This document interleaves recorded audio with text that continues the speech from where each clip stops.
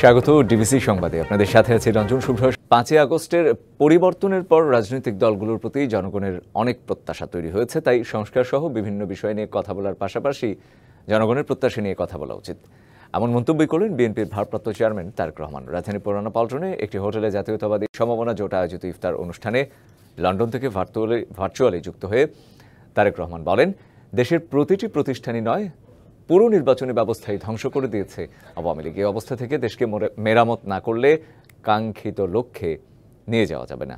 তিনি বলেন, এখন অনেকেই সংস্কারের কথা বলছে, কিন্তু সবার আগে সংস্কারের কথা বলেছে বিএনপি। আমরা অনেকেই জুলাই আগস্টে জনতার যে অভ্যুত্থান, এই দেশের মানুষের জনগণের রাজনৈতিক দলগুলোর সাথে জনগণের সমর্থন ছিল বলেই সম্ভব হয়েছে পলাতক স্বৈরাচারের মতন একজন মাফিয়া স্বৈরাচারকে এই দেশ থেকে বিতাড়িত করতে সক্ষম হয়েছে সকলে মিলে। ৭১-এর মহান মুক্তিযুদ্ধের সাথে ২৪-এর গণ অভ্যুত্থানকে এক কাতারে আনার প্রস্তাবনায় ঘোর আপত্তি বিএনপির। জাতীয় ঐকমত্য কমিশনে সংস্কার সুপারিশ জমা দিয়ে দলটির স্থায়ী কমিটির সদস্য সালাউদ্দিন আহমেদ বলেছেন, সংবিধানের মূলনীতি পরিবর্তনের পক্ষে নন তারা। সংবিধান, নির্বাচন ব্যবস্থা, জনপ্রশাসন, দুর্নীতি দমন ও বিচার বিভাগ সংস্কারের গুরুত্বপূর্ণ ১৬৬টি সুপারিশের বিষয়ে মতামত চেয়ে ৩৮টি রাজনৈতিক দলকে চিঠি ও স্প্রেডশিট পাঠিয়েছিল জাতীয় ঐকমত্য কমিশন। সে আলোকে রোববার দুপুরে কমিশনের কাছে দলীয় মতামত জমা দেন বিএনপি স্থায়ী কমিটির সদস্য সালাউদ্দিন আহমেদের নেতৃত্বে ৩ সদস্যের প্রতিনিধি দল। সংসদ ভবনে এলডি হলে প্রতিবেদন জমা দিয়ে বিস্তারিত তুলে ধরেন সালাউদ্দিন আহমেদ। সংস্কার নিয়ে বিচার বিভাগের সুপারিশের প্রায় সবগুলোতে একমত হলেও সংবিধান ইস্যুতে দলের ব্যাপক আপত্তির কথা জানান সালাউদ্দিন আহমেদ। সংবিধানের সবচাইতে গুরুত্বপূর্ণ এবং একটি প্রথম পৃষ্ঠার অংশ হচ্ছে প্রস্তাবনা, প্রিয়াম্বল নামে আমরা যেটাকে চিনি, সেটা পুরোপুরি পরিবর্তনের বা সংশোধনের একটা প্রস্তাব আছে, অনেকটা রিরাইটিংয়ের মতো, যেখানে ১৯৭১ সালের স্বাধীনতা যুদ্ধের সাথে ২০২৪-এর গণ অভ্যুত্থানকে এক কাতারে নিয়ে আসা হয়েছে, যেটা সমুচিত বলে আমরা মনে করি না। কথা বলেন ইসির দায়বদ্ধতা, সীমানা নির্ধারণ এবং এনআইডি সেবা নিয়ে। নির্বাচন কমিশনের ক্ষমতাকে খর্ব করার জন্য সংস্কার কমিশন কিছু রিপোর্ট দিয়েছে, যেগুলো আমরা মনে করি নির্বাচন কমিশনের স্বাধীনতার মধ্যে হস্তক্ষেপ, এবং যেগুলো আমরা মনে করি নির্বাচন কমিশনের এখতিয়ারের মধ্যেই থাকা দরকার। যেমন একটি হলো যে এনআইডি, আর একটা বিষয় সীমানা নির্ধারণ নির্বাচনী এলাকার, সেটা আইন অনুসারে নির্বাচন কমিশনের এখতিয়ার। জানান গণপরিষদ প্রসঙ্গে দলের অবস্থান, তাগিদ দেন জাতীয় নির্বাচনের। আমরা একটা বৃহত্তর ঐক্যমতের ভিত্তিতে এসে সংবিধানে একটা ব্যাপক সংশোধিত সংবিধান পেতে পারি, সেই সংবিধানকে তারা নতুন সংবিধান বলতে পারে, আমাদের তো আপত্তি নেই, এখানে গণপরিষদের কোনো প্রয়োজন নেই। এখন তারা সেই রিপাবলিককে নতুন রিপাবলিক তাদের নামে ডাকতে পারে, আমাদের আপত্তি নেই, কিন্তু সেই আইডিয়াটা পুরো জাতির উপরে ইম্পোজ করাটা কতটা যুক্তিসঙ্গত সেটা আলোচনার দাবি রাখে। ৩৮টি দলের মধ্যে এখন পর্যন্ত জাতীয় ঐকমত্য কমিশনে সংস্কার প্রতিবেদন জমা দিয়েছে ১৯টি দল। সাব্বির রোজ, ডিবিসি নিউজ, ঢাকা। ছাত্র জনতার গণ অভ্যুত্থানে শহীদ পরিবার ও আহতদের পাশে থাকার কথা জানিয়ে তাদের মনোবল না হারানোর আহ্বান জানিয়েছেন সেনাপ্রধান জেনারেল ওয়াকারুজ্জামান। সেনা মালঞ্চে জুলাই অভ্যুত্থানে আহতদের জন্য আয়োজিত ইফতার ও নৈশভোজে অংশ নিয়ে তিনি এসব পরিবারকে পুনর্বাসনের কথাও বলেন। রবিবার ঢাকা সেনানিবাসে সেনা মালঞ্চে আসেন জুলাই গণ অভ্যুত্থানে আহতরা, যাদের বেশিরভাগই এখনও স্বাভাবিকভাবে চলাচল করতে পারছেন না। সেনাপ্রধান জেনারেল ওয়াকার উজ্জামানের ইফতার ও নৈশভোজে অংশ নেন তারা। ইফতারের আগে সেনাপ্রধান তাদের সাথে কুশল বিনিময় করেন এবং খোঁজখবর নেন। পরে আহতদের উদ্দেশ্যে বক্তব্য দেন সেনাপ্রধান, জানান সব সময়ই তাদের পাশে থাকবে সেনাবাহিনী।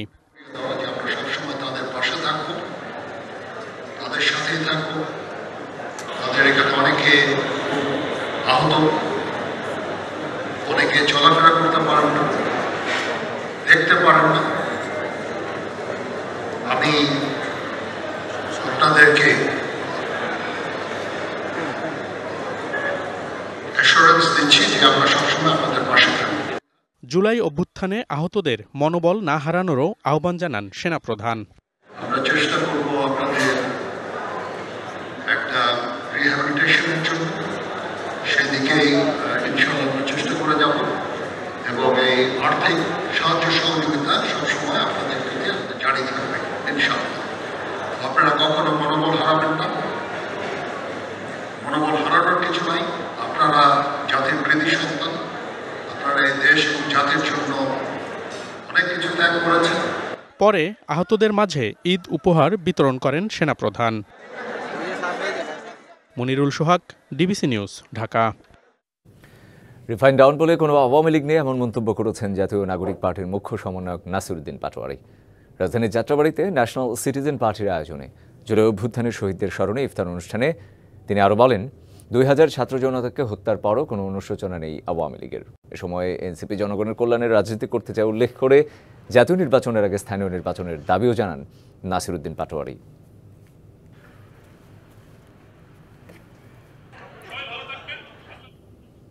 গেল কয়েকদিনে ছাত্র নেতাদের বক্তব্য জাতিকে বিভ্রান্তির মধ্যে ফেলে দিয়েছে বলে মন্তব্য করেছেন গণ অধিকার পরিষদের সভাপতি নুরুল হক নূর। বলেন, এমন কোনো কথা বলা যাবে না যা ষড়যন্ত্রকারীদের ফায়দা লুটার রাস্তা তৈরি করে দেবে। আর গণসংহতি আন্দোলনের প্রধান সমন্বয়ক জোনায়েদ সাকি বলেছেন, কোনো প্রতিষ্ঠানকে মুখোমুখি ও ক্ষতিগ্রস্ত করে এমন কোনো তৎপরতা রাষ্ট্র ব্যবস্থার জন্য মঙ্গলজনক হবে না। এই আন্দোলনের কিছু ছাত্র নেতৃবৃন্দর গত কয়েকদিনের বক্তব্য পুরো জাতিকে একটা বিভ্রান্তির মধ্যে ফেলে দিয়েছে।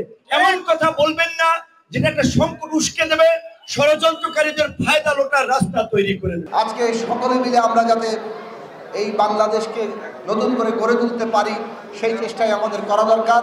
এমন কোনো বক্তব্য কিংবা তৎপরতা আমাদের করা ঠিক হবে না যেটা আসলে দেশে অস্থিতিশীলতা তৈরি করতে পারে এবং গণতান্ত্রিক প্রক্রিয়াকে ব্যাহত করতে পারে। পড়ছে বিশ্ব ঐতিহ্যের প্রতীক সুন্দরবন। চাঁদপাই রেঞ্জের কলম তেজিতে শনিবার লাগা আগুন নেভাতে না নেভাতেই এবার জ্বলছে পাশের গুলিশাখালী টহল ফাঁড়ি এলাকা। পানির উৎস দূরে থাকায় বেগ পেতে হচ্ছে আগুন নেভাতে। এরই মধ্যে ক্ষতিগ্রস্ত অন্তত 3 একর বনভূমি, কারণ খুঁজতে কাজ করছে তদন্ত কমিটি। রবিবার সকাল 10টার দিকে দ্বিতীয় দফা আগুন লাগে সুন্দরবন পূর্ব বন বিভাগের চাঁদপাই রেঞ্জের গুলিশাখালী টহলফাড়ি এলাকায়। শনিবারের তুলনায় এ আগুনের তীব্রতা বেশি। পড়ছে ঝড় ঝঞ্ঝায় উপকূল রক্ষার প্রাকৃতিক ঢাল বৃক্ষ। বিকেল 5টার দিকে আগুন নিয়ন্ত্রণে কাজ শুরু করে ফায়ার সার্ভিস ও বন বিভাগের কর্মীরা। তবে পানির উৎস দূরে হওয়ায় বেগ পেতে হচ্ছে তাদের। আমাদের এখানে নদী খনন লাগবে, নদী না হইলে আমরা সুন্দরবন বাঁচাতে পারবো না। পানির উৎসটা এখান থেকে অনেক দূরে। বিটিআরটি, সিপিজি সদস্যরা আছে, স্থানীয় লোকজন নিয়ে আমরা কাজ করতেছি। আগুন যেন বনের ব্যাপক এলাকা জুড়ে ছড়াতে না পারে সেজন্য চারপাশে কাটা হয়েছে ফায়ার লাইন। এখানে আজকে সকাল 10:30টার সময় আমরা ড্রোনের সাহায্যে দেখতে পাইছি আগুনের সূত্রপাত হয়েছে।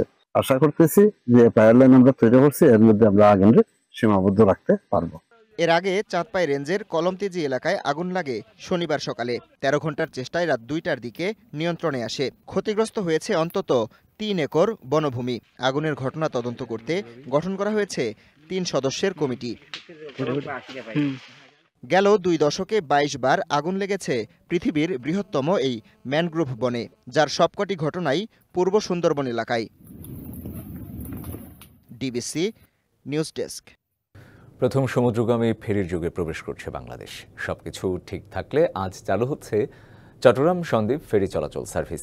এতে সন্দ্বীপের মানুষের যাতায়াতের দুঃখ দুর্দশা যেমন ঘুচবে, তেমনি খুলবে সম্ভাবনার নতুন দ্বার। চট্টগ্রামের বিচ্ছিন্ন দ্বীপ উপজেলা সন্দ্বীপে প্রায় 4 লাখ মানুষের বসবাস। দৈনন্দিন কাজে এই জনপদের বাসিন্দাদের জীবনের ঝুঁকি নিয়ে উত্তাল সাগর পাড়ি দিয়ে আসা যাওয়া করতে হয় চট্টগ্রামে। সাগর পাড়ি দিতে প্রতিনিয়ত দুর্ভোগে পড়েন যাত্রীরা।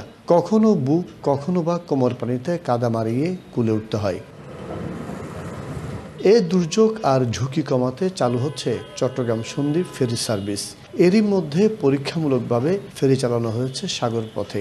এ নিয়ে ব্যাপক উৎফুল্ল সন্দ্বীপবাসী। সন্দ্বীপের মানুষের কষ্ট কখনো যাবে বলে কল্পনা করে নাই। এই ফেরিটা এখন চালু হওয়ার কারণে সন্দ্বীপের মানুষের অনেক সুবিধা বেড়ে গেছে। যে পরিমাণে যানবাহনগুলো আসবে ওগুলোর জন্য আমাদের আগে রোডগুলো প্রশস্ত করতে হবে। ভিতরে আমাদের ডাবল কোনো রোড নাই। সীতাকুণ্ডের বাঁশবাড়িয়া প্রান্ত থেকে গুপ্তছড়া ঘাটে দিনে 2 বার যাওয়া আসা করবে এই ফেরি। চলছে শেষ মুহূর্তের কাজ। ঈদ পর্যন্ত ফেরি চালানোর উদ্যোগ নির্ভর করছে আবহাওয়ার উপর। ভাটা থেকে জোয়ারের রেঞ্জের যে পানির যে লেভেলের পার্থক্য সেটা প্রায় 6 মিটার। এই 6 মিটার মিনিমাইজ করে আমাদের এই পন্টুনটা স্থির রাখা একটা চ্যালেঞ্জ। দেখা যায় ভাটার সময় যদি আমরা পন্টুনটা সেট করি, জোয়ারের সময় সেটা আবার লুজ হয়ে যায়। সেই ক্ষেত্রে জোয়ারের সময় আমাদের এটা অ্যাডজাস্ট করার জন্য বেশ কিছু সমস্যা আমরা অলরেডি ফাইন্ড আউট করেছি। চট্টগ্রাম থেকে নৌ রুটে সন্দ্বীপের দূরত্ব প্রায় 16 কিলোমিটার। ফেরি চালু হলে সন্দ্বীপের পর্যটন খাতের বিকাশের পাশাপাশি মানুষের জীবনযাত্রার মান আরও উন্নত হবে বলে মনে করছে সংশ্লিষ্টরা। মাসুদুল হক, ডিবিসি নিউজ, চট্টগ্রাম। দেখবেন সানকুইক নিবেদিত ঈদ বাজারের খবর।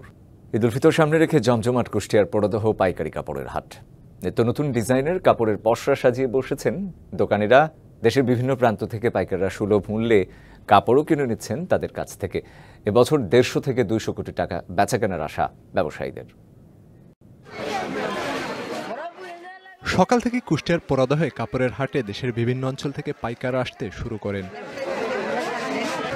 সপ্তাহে বুধ, বৃহস্পতি ও শুক্রবার কাপড়ের এই হাট বসলেও ঈদ সামনে রেখে এখন প্রতিদিনই কাপড় কেনা বেচা হচ্ছে। প্রায় 50 বছর আগে প্রতিষ্ঠিত মিরপুর উপজেলার এই পড়াদহ হাটে বর্তমানে 700টি পাইকারি কাপড়ের দোকান রয়েছে।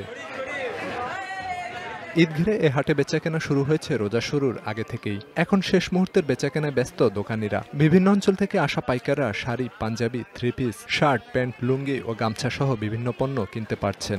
এত সুন্দর কালেকশন, এত সুন্দর গেট আপের শাড়ি, 3 পিস কোন জায়গায় পাওয়া যায় না। এখানে ভ্যারাইটিস লেভেলের কাস্টমারদের জন্য ভ্যারাইটিস ব্র্যান্ডের প্রোডাক্ট আছে। পোশাকের দাম কম হয় ব্যবসায়ীদের কাছে এ হাট বেশ জনপ্রিয়। এখানে অনেক রিজনেবল প্রাইসে অনেক ভালো ভালো মানের পোশাক পাওয়া যায়। পুরাদা বাজারে আমরা অনেক কম দামে মোটামুটি বিক্রি করি বলে এখানে কাস্টমারের মোটামুটি ধরেন অনেক দূর থেকে তারা আসে। হাটে প্রতিদিন বেচাকেনা হয় কোটি টাকার উপরে। এদিকে হাটের আইন শৃঙ্খলা পরিস্থিতি সন্তোষজনক বলছেন দোকান মালিকরা। এখনো পর্যন্ত আমাদের আইন শৃঙ্খলা পরিস্থিতির খুব ভালো আছে। আমরা আশা করছি যে আরো ভালো বেচাকেনা হবে। এবছর চাঁদ রাত পর্যন্ত 150 থেকে 200 কোটি টাকার বিক্রির আশা করছেন ব্যবসায়ীরা। DBC news desk. এই ছিল এখনকার মতো। ডিবিসি নিউজের সংবাদগুলো পড়তে ভিজিট করুন dbcnews.tv। আরও ভিজিট করুন ডিবিসি নিউজের ফেসবুক পেজ এবং ইউটিউব চ্যানেল। সঙ্গে থাকুন।